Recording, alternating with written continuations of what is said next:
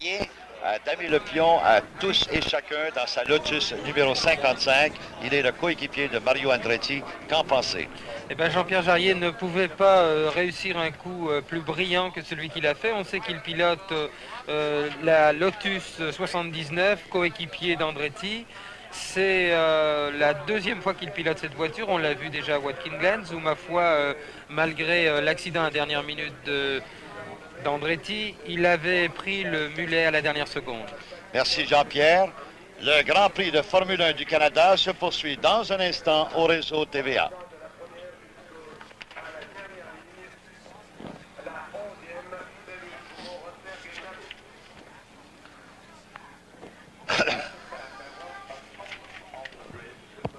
Je l'avais pas entendu, hein, moi, le Q. Hein. Pierre, tu me donneras tes cubes d'une façon plus ferme parce que je... Ouais, tu comprends ce que je veux dire? Ah. Je croyais que tu voulais que je continue à la place.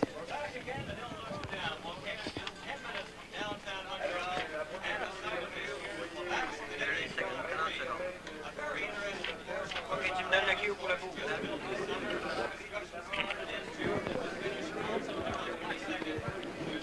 Jarier avait abaissé le record de piste à Watkins Glen, on s'en souvient la semaine dernière, hein, 4 fois.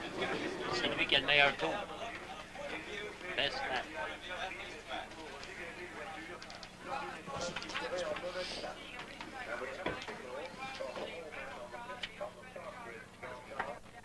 Alors de retour à l'île Notre-Dame, où encore une fois le premier ministre, M. Pierre-Éliott Trudeau, continue de saluer plusieurs des compétiteurs. On voit un tour de piste. Jean-Pierre, si on parlait de ce circuit, 4 km et demi, 2000.8, 18 virages.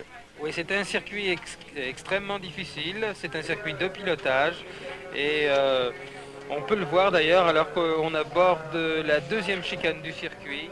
C'est un circuit qui est composé de longues enfilades, il n'y a pas réellement de longues lignes droites, par contre tout doit être fait en finesse, ces chicanes sont extrêmement difficiles à prendre. On voit évidemment sur le film qui nous est montré le circuit sous la pluie, donc évidemment les voitures doivent être beaucoup plus prudentes. On arrive au bout du circuit complètement, c'est un virage à gauche suivi d'un droit et on a un magnifique panorama. Malheureusement, je ne pense pas que les pilotes aient l'occasion de l'apprécier.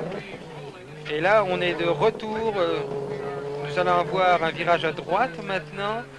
C'est une chicane droite-gauche qui se prend en deuxième avec une réaccélération jusqu'en cinquième avec un long virage à droite. Un long virage à droite qui est complètement bloqué. La vue est complètement bloquée sur ce virage. Et là, on arrive à un freinage assez sérieux. On sait qu'il y a quelques endroits où on peut dépasser. C'est un des endroits où on peut dépasser en prenant la ligne intérieure, où ce virage s'effectue en première. Une autre chicane avec virage à droite. Et on voit une autre vue du circuit. Voilà la caméra qui a été apposée à la voiture de Jean-Pierre Jabouille. Qui est monté sur cette Renault Turbo qui semble avoir quelques difficultés. On sait que Jabouille s'est qualifié 22e et dernier. Sait-on vraiment plus de chance qu'au cours des qualifications. Il faut dire à sa décharge par contre que conduire une voiture à turbo compressé sur un circuit si délicat, on voit d'ailleurs les difficultés de pilotage pour Jean-Pierre Jabouille. Cette voiture est extrêmement capricieuse, la puissance arrivant d'un seul coup. Alors de retour, c'était l'hymne national au Canada, chanté par M. Roger Doucette. À l'arrière de lui, en compagnie de Jean Deslegault et de tous ces gens qui ont permis que Montréal puisse jouir du Grand Prix du Canada. Oui, Jacques Lafitte en effet, directement devant nous. Ligier Gitane qui est arrêté, voiture numéro 26. Et voilà Niki Lauda maintenant, la voiture numéro 1, Niki Lauda. Alors que le classement s'établit après 12 tours de piste avec Jarier qui continue de rouler allègrement en tête. Voiture 55 et là il se passe quelque chose dans le dernier virage qu'on va voir. Voilà la voiture de Jacques, la laisse au puits. En deuxième place, Alex Jones, en troisième, Scheckter, en quatrième, Gilles Villeneuve, en cinquième, c'est Patrick Despaillé, alors qu'on voit Jones. Voilà cette chicane du lac, c'est le lac des Régates. C'est la première, la plus dangereuse, et c'est Patrick Despaillé qui l'a bien négocié. Il est en cinquième place. Charrier maintenant semble avoir un écart d'environ 16 secondes sur Gilles Villeneuve. C'est incroyable. Il est seul en tête. Il a pris le devant comme aux qualifications. Il a filé seul et voilà les trois autres qui le suivent. La lutte, comme je l'ai dit au début, se fait entre 27, 20 et 12. Donc Jones, Scheckter et Villeneuve. Alors toujours notre ami Mario Andretti qui roule assez lentement en dernière place. Et toujours devant moi la voiture de Hans Stock qui est retirée. Et qui ne pourra plus, la voiture de Niki Lauda, non, de John Watson. Alors de retour en piste maintenant, ce sont 2, 3 et 4 devant nous. Jones, Scheckter et Villeneuve. Patrick Depailler, 4e. Carlos Reutemann, 5e. Et surprise, numéro 22. Derek Daly sur Ensign Ford, cet Irlandais âgé de 25 ans, qui n'a encore aucune victoire, lui qui vient tout de suite après Carlos Reutemann. Et ce Brésilien âgé de 20 ans, Nelson Piquet, ce Pamela il surprend alors qu'il est devant Patrick Tambay et Ricardo Patrese. Pierre, on me communique le dernier temps de Jean-Pierre Jarier. C'est un temps d'1 minute 40, c'est-à-dire un temps de 2 secondes supérieur à son meilleur temps de qualification, une 38,015. On sait que ces temps de qualification sont obtenus avec des gommes spéciales, alors que la course se fait avec des pneus de compétition un petit peu plus durs.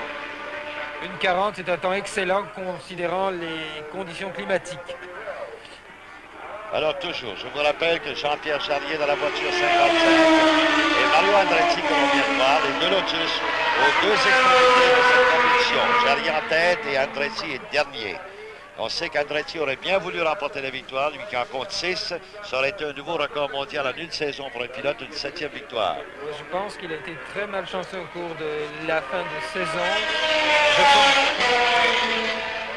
Le Grand Prix de Formule 1 du Canada, l'île Notre-Dame, se poursuit dans un instant au réseau TVA.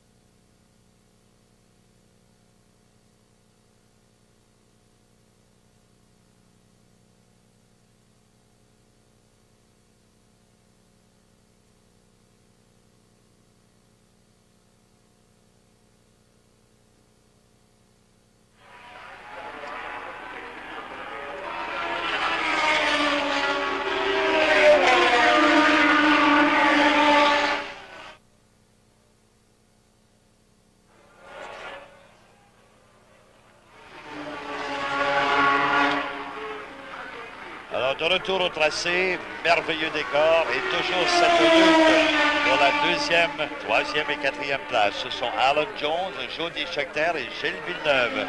Il a eu d'autres problèmes. Gilles Villeneuve a eu également un autre accident à Long Beach en Californie, un accrochage avec Pierre Gazzoni. On se souvient qu'à ce moment-là, il avait mené la course pour 38 tours. Voilà le classement provisoire après 22,77.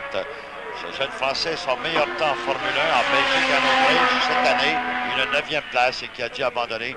On tentera de vous procurer d'autres détails. Il semble, Pierre, il semble que Gilles Villeneuve est en train de regagner du terrain sur Jean-Pierre Jarier, dont l'avance n'est plus que de 27 secondes. Par contre, sur Scheckter, Villeneuve a maintenant une avance de 16 secondes. Je ne sais pas ce qui se passe, je ne sais pas si c'est Jarier qui a des problèmes ou alors Villeneuve qui semble vouloir porter une attaque. Il en a encore le temps. Alors voilà la voiture de Gilles Villeneuve, la Ferrari rouge. Il y a une voiture d'immobilisée là, attendons une seconde, voir. C'est la Durex, c'est la numéro 19 de... Oui.